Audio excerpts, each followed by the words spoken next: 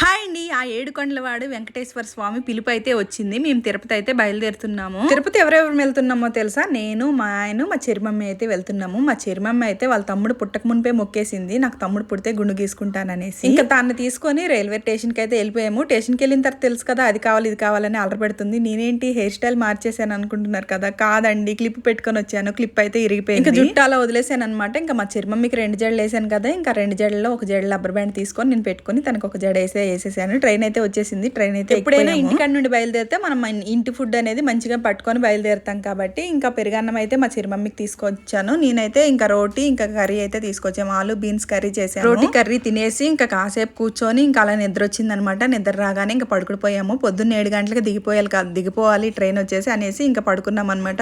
లెగ్జీ time చూసేసరికి 7 అయిపోయింది. ఇంకా స్టేషన్ రాలేదని చూసేసరికి ట్రైన్ అనేది ఏం చేస్తాం, ట్రైన్ లేట్ అని మధ్యలో దిగిపోలేం కదా, ఇంకా అలా కూర్చుని ఉన్నాము ట్రైన్ లోనే. ఇంకా టిఫిన్ అయితే చేసి ఎప్పుడు స్టేషన్ వచ్చి వస్తుందని చూసేసరికి 10:30 అయిందనమాట. ఇంకా 10:30కి స్టేషన్ లో దిగి క్యాబ్ బుక్ చేసుకొని కొండపైనకి అయితే వెళ్ళి ముగ్గురమే కానీ 6 సీటర్ అయితే మాట్లాడుకున్నాము. కార్ వచ్చేసి ఇంకా చిన్న కార్లు అయితే లేవన్నమాట. ఇంకా మా ఆయన అయితే ముందు కూర్చున్నారు, మేమైతే దర్జాగా వెనక్కి కూర్చొని ఇంకా కొండపైకి అయితే వెళ్తున్నాము. చూడాలి మా చిరుమమ్మి గుండు గీసుకుంటుందో లేదో. ఇప్పుడైతే గీసుకుంటానని చెప్పింది, మళ్ళీ ఒక్కొక్కసారి నేను గీసుకోను అని చెప్తుంది అనమాట.